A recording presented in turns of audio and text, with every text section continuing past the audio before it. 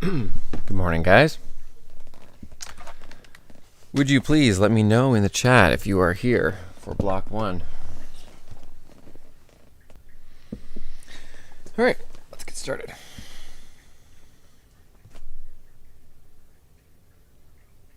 So the first thing I want to mention is that this is the second last day of the course. If you can believe it, we are coming up on the end.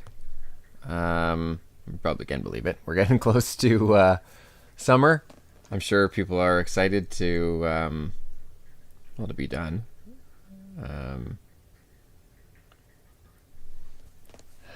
Finally have a break.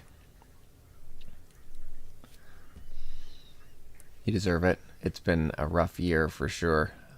I know my son's in kindergarten, and even kindergarten, which is like not the most intense learning experience. He's done. It's been challenging doing a lot of online stuff, especially oh my goodness for him. He's not big into being in a Google Meet for a long period of time, so I completely understand. Okay, let me bring up the schedule right here. Today's the 17th. Tomorrow's the 18th. These are the last 2 days of the course. So at this point, you are probably you want to make sure everything is done. That's really the key thing. As we come to the end of the course, do you have everything done? Tomorrow, 3 things will come due. Your vocabulary list for evolution, your quiz, and the optional evolution presentation assignment. My guess is that not a lot of people are going to be working on the evolution presentation assignment. It's totally fine. If you feel like you want to boost your mark from where was it midterm, maybe give her a shot. If you're not interested, that's also fine. If you just want to do it, and I'll leave the option open to you, if you want to do the last assignment for interest sake, but you don't want me to mark it because you're concerned it might lower your mark, that's fine too. You can do that too. If you just want to do the research and hand it in, get feedback, you can do that too. But I'll leave it that assignment completely up to you. The last component that you need to make sure you hand in is your portfolio of your homework questions, the homework questions portfolio. So once we're done the course content tomorrow, you just submit it, whatever you got. You don't need to go back. You don't need to check to make sure that you have everything in there. I mean, it's just whatever you have completed, right? If you've done the textbook work, then it's done. If you haven't done it, then it's not done. I mean, the purpose of that is not so that you go back and have extra work to do because you missed something. The idea is that I'm evaluating what you have done throughout the course. So don't feel like you need to go back and check it over. You don't. That's not the intent. Ideally, I would check all of your homework every day, but there's no way to do that in a realistic way. So this is the alternative to that. So you just hand in whatever you've got at the end of the day tomorrow. So I guess that's technically 4 things that are coming due. Although one of them you're not doing anything extra. You're just attaching a document and submitting it. So what I'd like everybody to do right now, is click on their assignments tab, okay? Scroll down and have a look. What does not have something submitted? Look right now. Look at the entire list from the beginning of the quad to the end of the quad. What have you not submitted something for? Because you need to submit something for every single one. So have a look at the list. You will note, probably, that you need to hand in some of the evolution stuff at the end. Your homework portfolio, nobody's handed that in yet as far as I know. But keep in mind that all of that needs to be completed. With regards to deadlines, some people have contacted me and we've made arrangements for extended deadlines as we come towards the end of the course. That's fine. Those extended deadlines are what they are. So this message is not directly for you. If you haven't made those arrangements with me, my expectation is by Saturday at midnight, everything on this list will be completed. Okay? Now, I say Saturday. I've realized the deadline is Friday. but I have to have a hard cutoff. I have to have a place where at that point, that's your report card mark. I can submit that. And that hard cutoff is the Saturday at midnight. So do you need an extra day to look stuff over before you write the quiz? Fine. I won't be putting it in my mark book until Saturday at midnight. Well, it'll be Sunday morning, but Saturday midnight is the hard cutoff, okay? So just be aware that everything needs to be done by Saturday at midnight unless you've made arrangements with me specifically. Okay? So again, scroll through this list, have a look.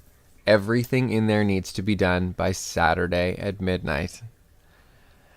If you're in a position now where you're like, oh, I didn't realize blank, email me.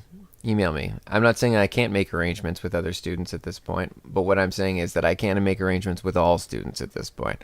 Because if I bump these deadlines any further, I just simply will not have stuff done in time for your report cards, which obviously I can't do. So, so please contact me if you're in a special circumstance here. Yeah, you just don't hand it in. Yeah, just leave it. Leave it blank, Anna. You don't have to tell me anything. The Dropbox for the evolution assignment. Oh, sorry. Actually, I should be very clear about this. The Dropbox for the evolution assignment, the bonus assignment, actually disappears on Friday at midnight. So there is no extension on the evolution presentation. I should be really clear about that. Sorry, I don't want people to think that there's an extra day for that one. There is not an extra day for the evolution bonus assignment. The evolution bonus assignment has to be done by Friday at midnight because the Dropbox goes away after Friday at midnight for that assignment only. Okay, the other ones will remain open after that time, and there's a hard deadline on Saturday. Now they don't disappear. I can't make those Dropboxes disappear because there are students that I have arrangements with to complete stuff after that point, and I don't know how to. I don't think there is a way that I can make it disappear for some students and not for other students. So. So they will remain there. The Dropboxes will be there, but you've passed your hard deadline. Okay, there better be a really good reason that it's not in there after that point. You got to communicate that with me if you want me to look at it, because otherwise I have other things to do. I got a full class of assignments coming in with my other class, and I got to get those done too before report cards. So anyway.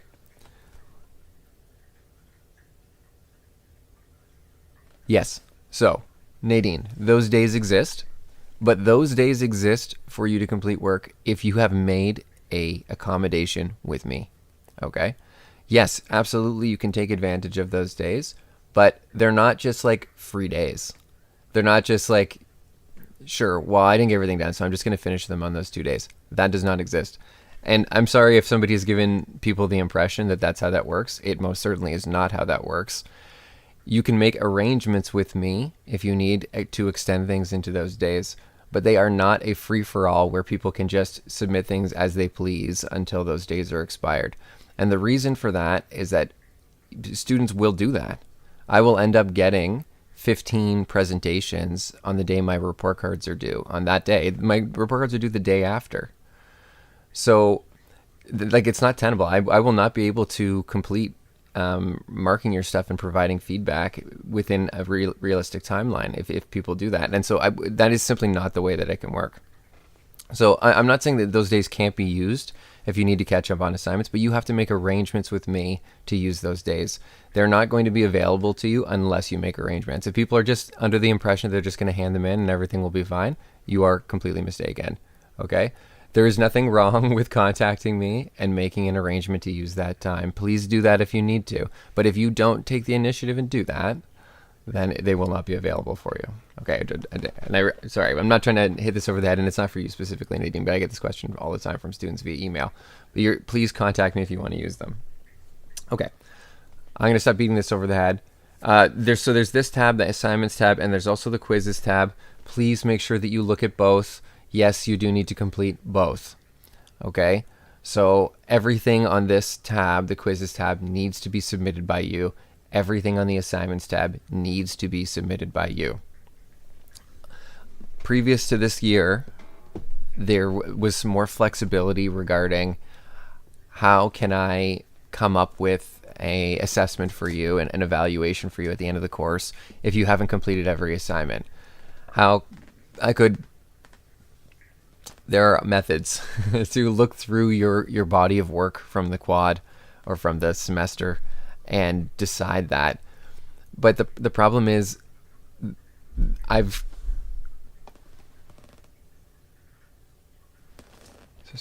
someone's either at my door or something. Sorry, 1 second, guys. Quizzes. Right, flexibility used to exist, but I've had to compress the course. I've certainly removed a number of evaluations from the course. Normally we have a quiz in the middle of each unit. We have a test at the end. We have multiple assignments. There's usually an assignment in a lab in every unit. So I've had to eliminate a bunch of that stuff just because it's just not tenable. Basically, if I were to include all of the previous assignments, that you'd be handing in something every day, which is absolute insanity. Not to mention I could never keep up with the marking on that. So because I've had to compress stuff and I have less evidence from you in terms of you demonstrating your understanding of the essential course, like understandings, like the learnings of the course, I pretty much need everything from you. I can't say with any confidence that you have a full understanding of each component of the course without everything. So please make sure that you are giving me everything. I know I've had students previously in other quads say, well, I did every quiz. You know, that's good. I'm glad that you did every quiz. They are open book, so they are nowhere near the level of academic intensity that the previous unit tests were, like nowhere near. So I need more. I need more than that to demonstrate your understanding of the content. And the assignments go a long way towards that, showing me your understanding of the vocabulary from the units, showing me the way that you have applied some of the principles that you've learned in each unit towards, technology or society or that's essential. Like I have to have evidence of that. So anyway, I can stop talking about this again, but just be aware that I do need you to complete everything. So and that I don't really have a lot of flexibility in that regard. So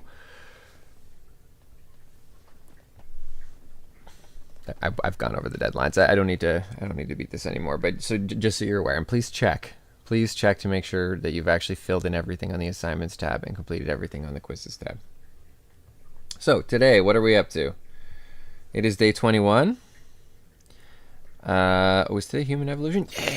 Yeah. So this is what I think, in my personal opinion, is the coolest day. Out of all of the different topics in evolution, human evolution is, well, in my opinion, the one that hits home the most. It's about us. Where did we come from? What's our origin story? And what were the other parallel origin stories for the other hominids, the other human-like organisms, of which there were several. So we tend to, well, actually, before I was in university, we never even talked about this. This unit didn't exist in high school until the curriculum was updated in 2013 or something like that. Before 2013, which is when I was in high school, we did some other unit here. I don't know what it was, but it was an evolution. And so I never heard anything about human evolution until I took an evolution course in university, and it's really fascinating. There were other parallel branches of hominids that were kind of similar to us that existed at the same time as us, where we were just like in contact with them. That's the kind of thing we're just like, really? I didn't know that. That's really interesting. That's not people just like casually talk about that. Or I shouldn't say that. People know about Neanderthals. Maybe some people think that we are Neanderthals, but just like a later iteration of them or something, which is not accurate. But anyway, there's two general things that we're gonna cover today. So in the first block, we're gonna talk about some patterns of evolution. And by patterns, what I mean is ways in which speciation and things like that happen, that show up regularly. That you can actually go out. And this is exactly what Darwin did. He went out to the Galapagos Islands and actually saw some of these patterns. One of them is the idea of adaptive radiation. Adaptive radiation is the idea that you have a species that travels to a new area, and there are a whole bunch of different niches where that species could potentially thrive. If they had a really short beak, they could probably eat the nuts in that area. If they had a really long beak, they might be able to eat the insects in that area. If they have really stunted wings, they might be able to fit into small holes for their habitat to live. If they have really long wings, they may be able to get up to some really high rocky areas and nest. And so what you see is like different niches, different like sort of roles in that ecosystem are going to fit different groups within a particular population of a species. So what happens in that case is you've got, as I mentioned here, you've got your bird,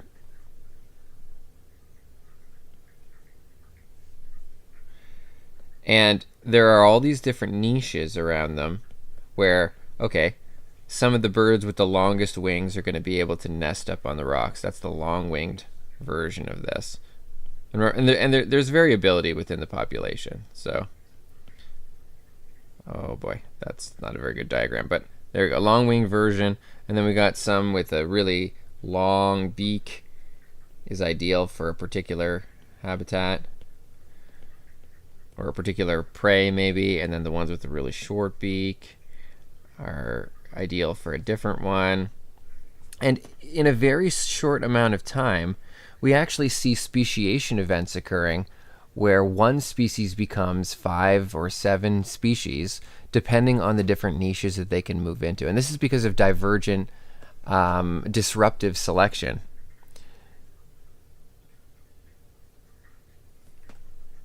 Same name as the unit is fine, Ella. Yep, just evolution questions or evolution. You can even just call it evolution. That's fine. I'll figure it out. That absolutely, you can do that. Because in each of these cases, we're seeing, for example, like for the beak length, we're seeing that graph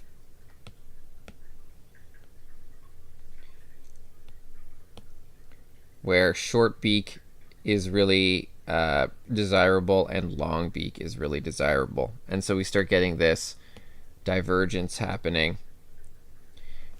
And eventually, these two groupings are not going to be able to recognize and interbreed. That's the reproductive isolation that you talked about yesterday.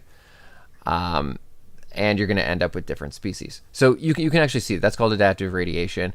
You can go in nature and see this happening, especially on island ecosystems. It happens really rapidly on island ecosystems because they have really clear, distinct events where a new species suddenly comes to an island, and then this type of adaptive radiation will occur. So that's what I mean by patterns of evolution. That's what's one idea of a pattern of how evolution can work. So you're going to talk about adaptive radiation. That's one of them. Divergent and convergent evolutions, which has to do with similar features between species and things like that. Again, this is all in the video. And the idea of coevolution, which I've already mentioned, but this is going to talk about coevolution in a little bit more detail. Okay, so you should be able to provide some examples of these, be able to recognize which type or which pattern of evolution is occurring in a specific case. That's the kind of the question you should see on the quiz. So first of all, there's a little video here on patterns of evolution. I didn't make this one, but it's an excellent one that goes through some examples of each of these and describes them in detail. Okay?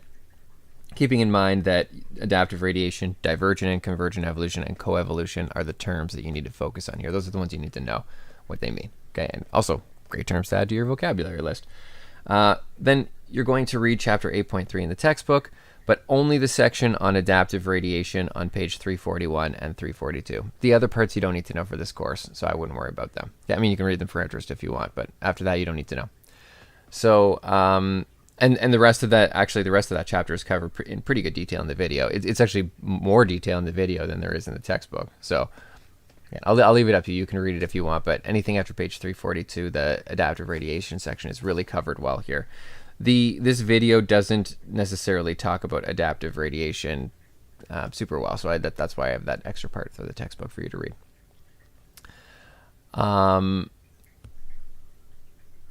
Add any new terms to your vocabulary list. There are 4 analysis questions, and then there is a little practice quiz at the end. Okay, so that's the part on patterns of evolution. The second part here is, so I used to do this as like a lesson, as like a follow me. I'm going to do a little lesson on human evolution. We're going to talk about some steps in human evolution, timelines, and it's really dry. So I switched this up. I did a little search on YouTube just for like what are the best videos on these topics, and man, are there ever some good videos on YouTube? There are some amazing content creators out there making all kinds of stuff. By the way, all of the information from these videos is summarized on page or on chapter 8.7 in your textbook, 358 to 361. You don't have to read it, but it provides an alternate explanation to a lot of these concepts if you want a review or catch a little bit of this in more detail. Now, it's not every single thing from these videos is in that textbook chapter, but the main points, the highlights are in there, which is the stuff that I need you to know. So anyway, it's a series of 5 videos, and in order to help you sort of focus on the important components, or at least the components that I need you to know from each of these videos, I've created sort of like a little guided video sheet. Where is it? Guided question sheet. You don't need to hand this question sheet in. This is for your use, but I would have access to it during the quiz because there's stuff on here on the quiz. So consider these things. Why is there no single first human or first of any species? Okay, so this is an important question. We talked about the idea of speciation, but why is it true that there is no like first shark? Because that concept can be a little bit difficult to understand. The first video really goes into detail and explains this concept well. But when we talk about there being like a first human, we're not talking about a sudden change from not human to human. This is all about incremental change over time. And there's no line. Like you can't draw a specific line. And so anyway, the video is going to talk about that, but that's sort of the first idea that I want you to think about. The second component of this is, where did the Neanderthals go? You know, who were they and where did they go? Because they're not around anymore, so something happened to them. Name some technological innovations that spurred rapid change in human evolution. So technology created by humans is also something that motivated rapid change in human evolution. And so those two things kind of go hand in hand with each other. You can almost think of the technology co-evolving with us. We create the technology, and then the technology created us. There's a sort of a co-evolution principle that's operating there. So consider that. Explain the relationship between modern humans and other primates. So now we're talking about the relationship between us and gorillas and chimpanzees and bonobos. How are we related to each other? Discuss the impact of collective learning. So this is a little bit more of a sociology concept, but this idea is really sort of how we define modern humanity. So when we're talking about like what is a human, it's not just the physiology that we're talking about. We're also talking about psychological, and we're also talking about sociological, interactive components, how we relate to each other. And collective learning is a big part of how we have changed over time. And so anyway, that's the last component here. Okay, so basically what this does is it goes through and gives you a question or a couple questions to consider while you're watching each video. I would read the questions first and then watch the video. The videos have a lot more information than just the answer to this question, but this is sort of like the leading question. This is like the overall concept that I want you to get out of the video. Like that's the important part of the video for this course anyway. So anyway, that's how it goes. There'll be a couple questions for each one. Some of them have a few more, some of them have a few less. Some things to consider while you're watching, and you just fill them in as you go. Okay. Yeah, they really are good videos. I find this topic really fascinating. Hopefully you will as well. Once you're done all of them, all the videos, there is a little exit quiz at the end. Which basically is just asking you some questions, follow up on stuff that is related to those questions that's in the question document. Okay, so that's what we're gonna be looking at today. The sort of the story of human evolution and some patterns of evolution that we see in nature. At the end, and this is completely optional. This is like an enhancement activity. Some of you are going to want to work on stuff that you owe. Some of you are going to maybe working on the evolution assignment. Totally up to you.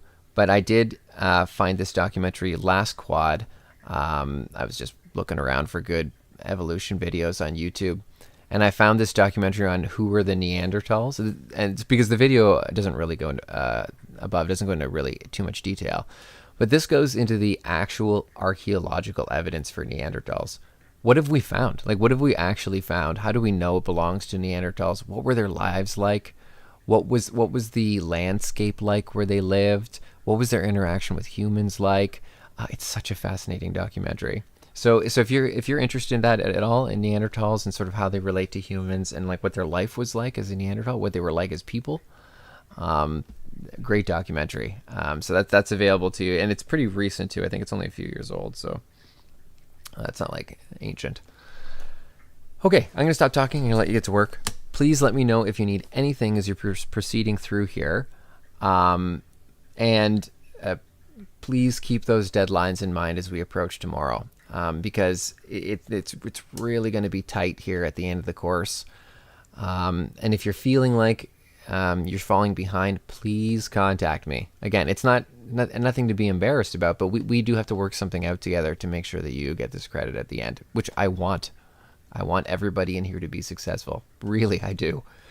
It kills me at the end of the quad when students don't make it. It's a huge time commitment on your part. I mean, come on, guys, you deserve this. You honestly, you earned it at this point. Don't let one assignment or two assignments keep you from getting this credit. Let's figure out a way to get this credit for you. Anyway, I'll let you go. Let me know if you need anything at all. I'll be here the whole time. I'm marking right now. By the way, I'm done my marking for the other class, and I am just marking stuff from you guys now. I'm on the vocabulary lists. I should have both vocabulary lists back to you today, and then ideally the videos in the next day or two. They should be coming back to you.